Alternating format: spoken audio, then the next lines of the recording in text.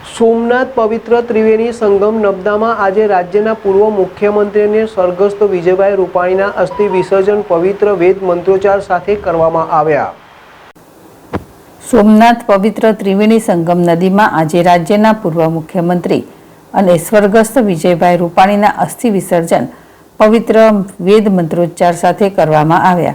તાજેતરની અમદાવાદ વિમાન અકસ્માતમાં જેમનું દેહાંત થયું છે તેવા તેઓની અસ્થિ કળશ સાથે પરિવાર પવિત્ર ત્રિવેણી સંગમે આવી પહોંચ્યો હતો।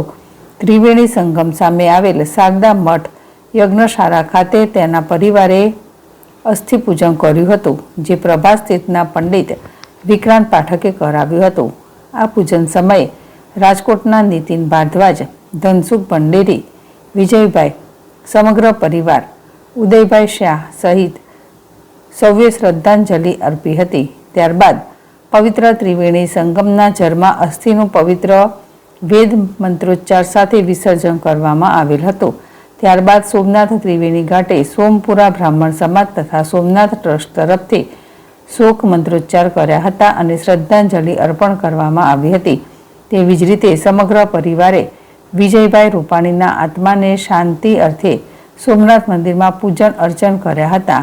આ સમગ્ર શોકમય શ્રદ્ધાંજલિમાં સોમનાથ ટ્રસ્ટના જનરલ મેનેજર વિજયસિંહ ચાવડા, આગેવાનો સોમપુરા બ્રહ્મ સમાજના પ્રમુખ હેમલભાઈ ભટ્ટ, રાજસિંહભાઈ જોટવા અને જયદેવભાઈ જાની ખાસ ઉપસ્થિત રહી શ્રદ્ધાંજલિ અર્પી હતી। દીપક જોશી, જેડેશ ટીવી, ગીર સોમનાથ।